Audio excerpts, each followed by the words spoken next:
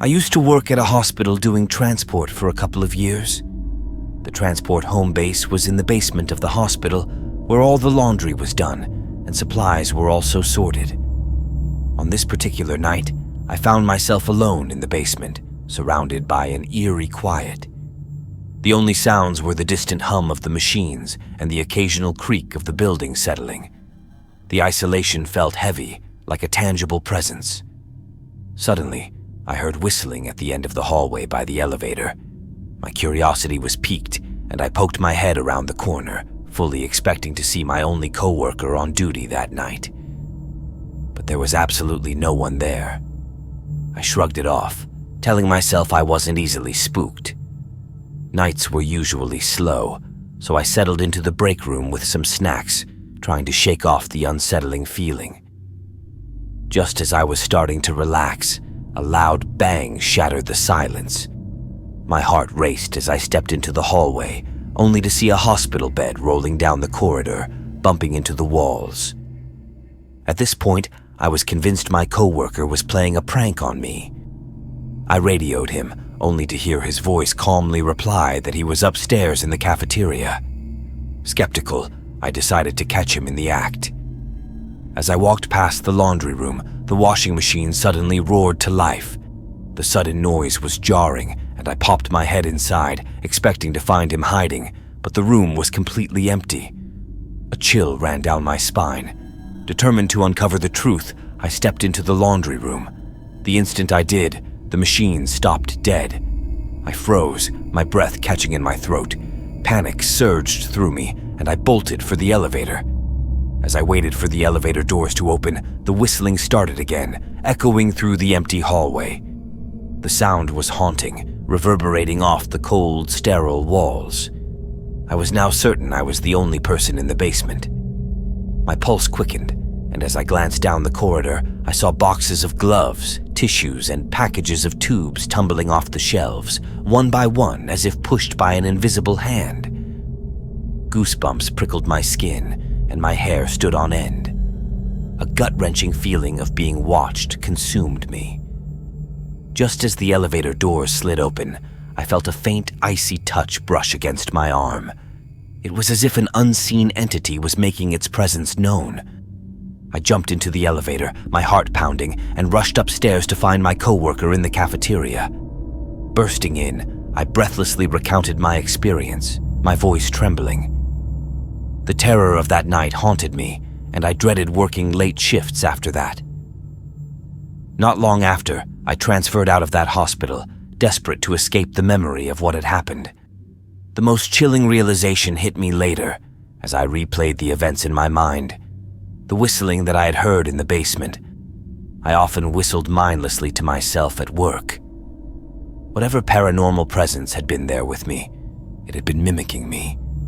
That was the creepiest, most unnerving feeling I've ever experienced, and it still sends shivers down my spine to this day.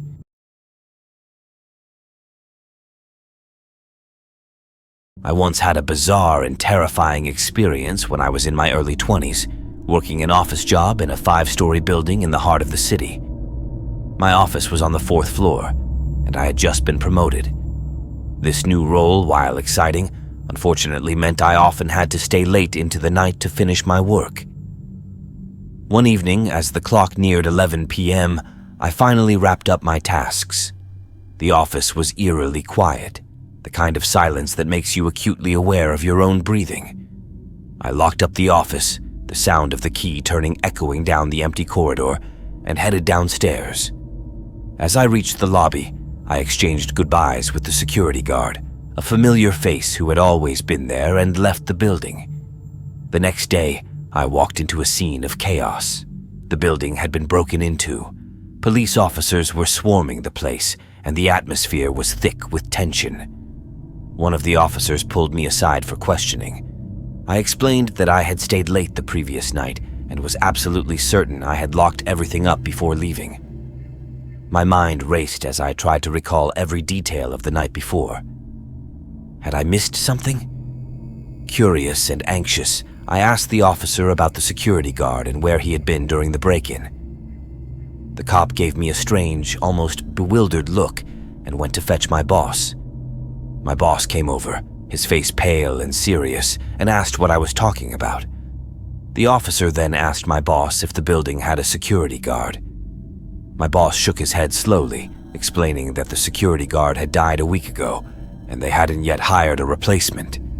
His words hung in the air, each one landing like a heavy blow. I was utterly horrified and shocked. My heart pounded in my chest as I struggled to process this revelation. I knew for a fact that I had spoken to the very real guard I had known for years just the night before. The realization that I had interacted with someone who wasn't supposed to be there was both surreal and terrifying. Later, the police discovered that the intruder was a disgruntled former employee who'd been fired a couple of months prior. He told the police he chose that particular time to break in because he knew the security guard had just passed away, making it easier to avoid being apprehended. The more I thought about my interaction with the guard that night, the more unsettling it became. The guard had seemed completely real, solid, not hazy or ghost-like in any way. He looked exactly as he always did, his uniform neat and his demeanor calm and content. To this day, that experience still sends chills down my spine. The memory of that night is seared into my mind, a reminder of the thin veil between the ordinary and the inexplicable. Every time I think about it, I can't shake the eerie feeling that lingers, making me question what I truly saw and experienced.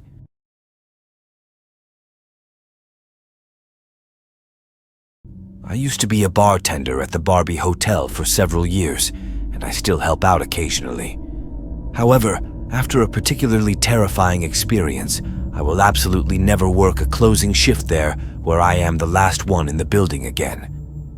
To provide some context, this hotel once hosted old Hollywood actors, actresses, and infamous mobsters like Dillinger. It is now a 3-story building with a restaurant on the bottom floor, a sports bar on the second floor, and 7 hotel rooms available for bookings on the top floor. The place is steeped in history and has countless stories from our customers and overnight guests, but this is my most vivid encounter. It was daylight, around 11 a.m., and I was preparing to open the bar for Sunday lunch. The only other person in the building was the bar manager, who was conducting a liquor inventory on the second floor.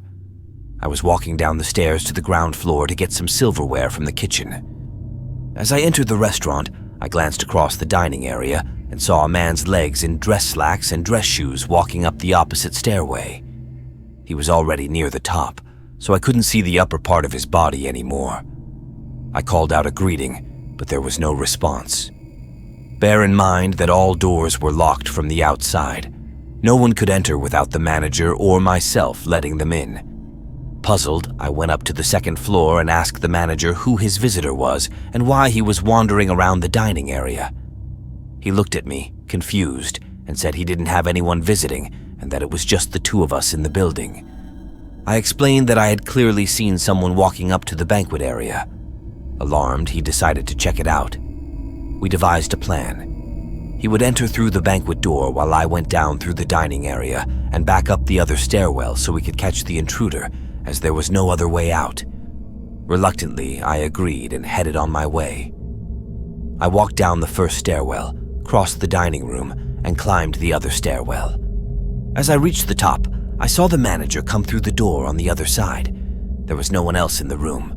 We searched the bathrooms, the entire downstairs, and the entire upstairs, but found no one else in the building besides us. I was horrified, feeling shivers down my spine, and the look on the manager's face told me he was equally scared.